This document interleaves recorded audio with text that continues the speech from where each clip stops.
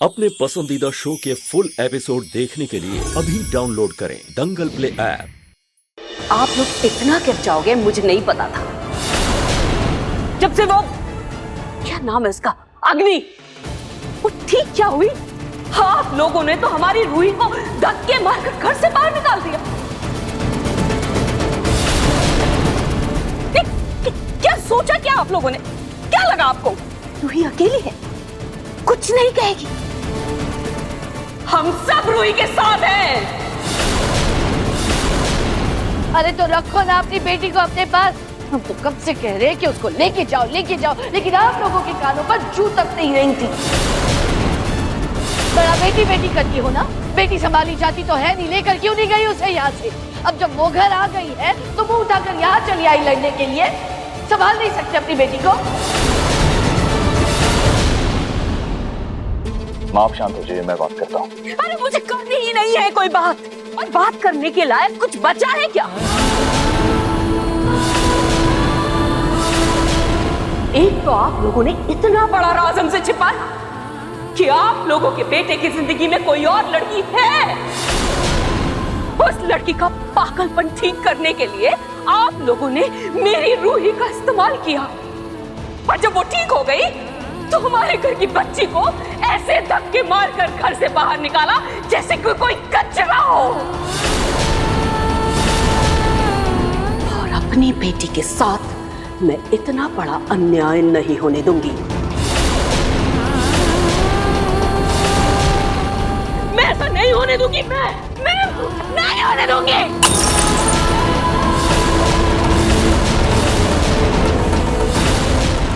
अरे बंद करो ये तमाशा, आपकी बेटी को हमने नहीं निकाल फेंका है, वो खुद अपनी मर्जी से गई है यहाँ से।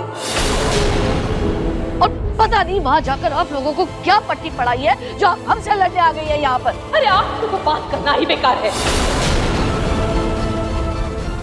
सोनी जी, रतन जी, एक लड़की की जब शादी हो जाती है तो शादी के बाद उसका ससुराल ही उसका अपना घर होता है। आज दिवाली का दिन है, माँ लक्ष्मी की पूजा होती है आज के दिन, और आज ही के दिन आप लोगों ने अपने घर की लक्ष्मी को घर से निकाल कर बाहर कर दिया। सोनी जी,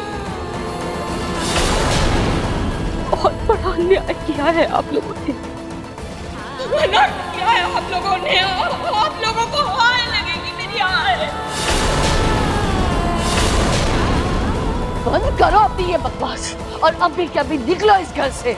इस घर में ना तुम्हारी पोती के लिए जगह है ना तुम्हारे लिए। और वैसे भी नहार रूही से प्यार नहीं करता। नहार और रूही के बीच अब पति पत्नी का रिश्ता भी नहीं है।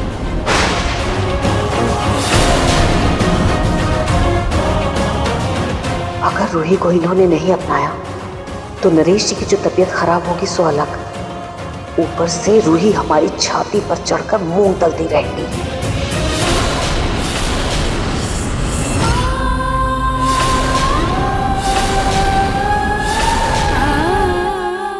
ये क्या करेंगे पूनम जी? एक लड़की को जब उसके ससुराल वाले ऐसे रात में घर से बाहर निकालकर उसके मायके भेज देते हैं तो उसके परिवार वाले और कर ही क्या सकते हैं रतन जी? ऐसे झोली फैलाने के सिवा। रतन जी प्लीज ऐसे मत कीजिए पूनम जी। प्लीज सोनी जी, आप तो समझदार है ना, प्लीज आप समझाइए ना नाहर को। रूही और नाहर की तो शादी हुई है ना, मजाक थोड़ी ना है। सोनी जी उनका रिश्ता, सोनी जी सोचिए ना, हमारी समाज में क्या इज्जत रह जाएगी? लोग तो मजाक बनाएंगे हमारा अगर रूही मायके में आकर बैठकर। सोनी जी प्लीज हमारी रूही को वापस ले लीजिए प्लीज। रतन जी प्लीज हमारी रूही को वापस ले लीजिए प्लीज। प्रतीक के पापा की तबीयत खराब रहती है, अगर उन्हें पता चल गया कि रूही ससुराल छोड़कर मायके आकर बैठ गई है तो भगवान न करे उन्हें सदमा लग जाए और कहीं हार्ट अटैक आ गया। हमारी रूही को वापस ले लीजिए प्लीज। देखिए मैं आपका रूही का दर्द समझती हूँ, लेकिन यहाँ से जाने का फैसला रूही नहीं लिया था। हमने तो हमेशा से यही सोचा था कि रूही जैसी लड़की अगर नहार की जिंदगी में आएगी तो दोनों साथ आगे बढ़ेंगे, सब कुछ सही होगा। लेकिन पूनम जी, ये फैसला रूही ने किया तो ये जैसे अग्नि ठीक हो जाएगी वो इस घर को छोड़कर चली जाएगी। मेरी बात सुनिए पूनम जी, देखा जाए तो ये सही फैसला लिया रूही ने पूनम जी, क्योंकि हाँ, रूही को कभी भी अपना प्यार नहीं दे पाएगा। हम जी रूही की जिंदगी बेकार हो जाए, इससे यही होगा कि हम दोनों का रिश्ता यही तोड़ दे और दोनों को खुशी खुशी आगे बढ़ने दे। इसी में दोनों की भलाई और हम सबके पूनम जी, समझिए बात को पूनम जी प्लीज। पूनम जी, मैं आपके आगे हाथ जोड़ता हूँ, बात को समझने की कोशिश कीजिए। पूनम जी बिल्कुल सही कह रहे हैं, हम अपने स्वार्थ के लिए अपने बच्चों की जिंदगी बर्बाद नहीं कर सकते। हमें उनके निर्णय का सम्मान करना चाहिए। ये लोग ऐसे मानने वाले नहीं हैं। लगता है उंगली टेढ़ी करनी ही पड़ेगी। भाभी, ये आपके लिए फ्रूट चाट। अब आपको आपकी सेहत का ख्याल एक्स्ट्रा रखना होगा। थैंक यू रूही दीदी।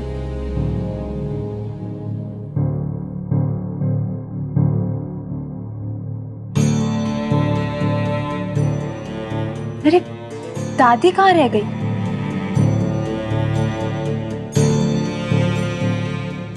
रूही अभी तक यहीं है, अपने ससुराल नहीं गई।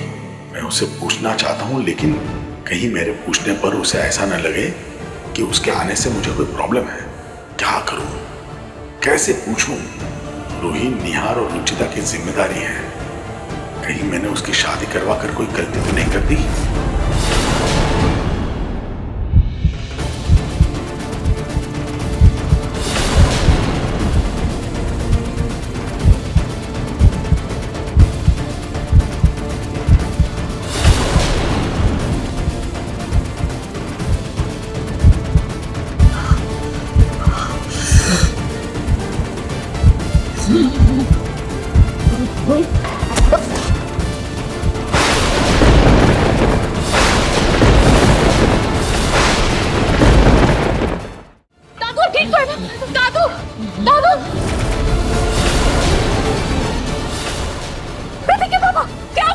भगवान, ये क्या हो गया? पानी ला, पानी। हाँ, पानी।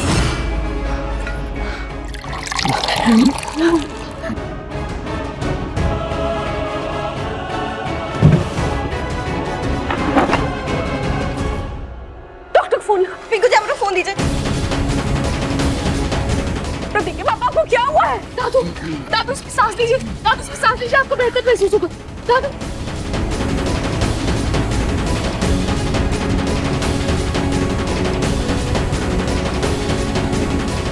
दादू का बीपी हाई हो गया था। दादू प्लीज आप रूम में चलिए, ये सब काम हम कर लेंगे ना, चलिए प्लीज। डॉक्टर आ रहे, मैं तब तक नींबू पानी लेकर आती हूँ। हाँ जल्दी करो। हाँ।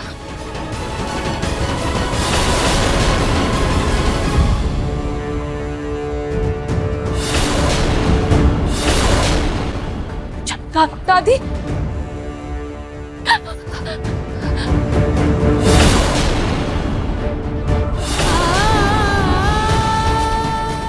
आज जो भी हालत तुम्हारे दादू की हुई है ना रूही, उसके लिए सिर्फ और सिर्फ तुम जिम्मेदार हो।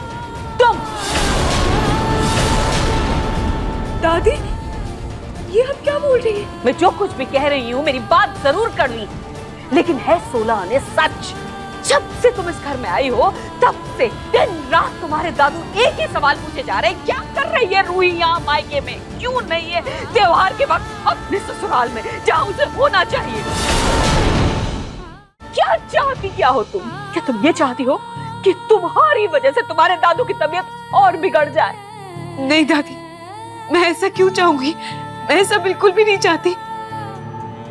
अगर नहीं चाहती तो क्यों बैठी हुई यहाँ? अपने ससुराल जाओ, जाओ प्लीज, अपने ससुराल जाओ। दादी भूखी बाहर नहीं जाएगी।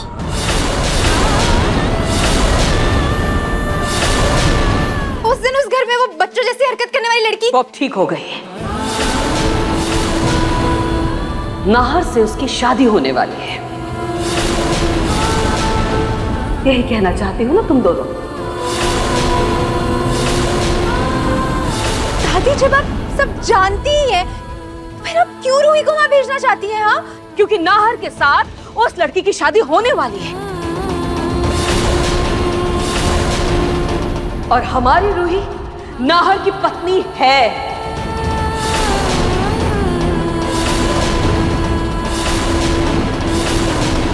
बहुत फर्क है दोनों में, बहुत फर्क।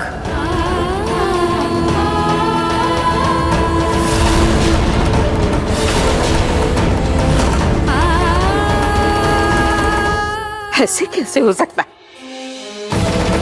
दादी ये आप क्या कर रही हैं? नाहर की ब्याहता है रूही। नहीं, रूही यहां नहीं रह सकती, रूही को जाना ही होगा।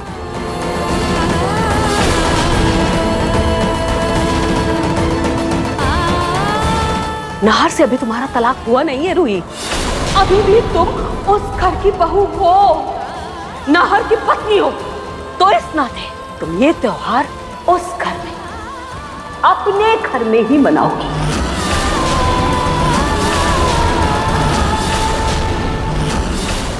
अब देखिए मन सुंदर दंगल प्ले पर टीवी से पहले।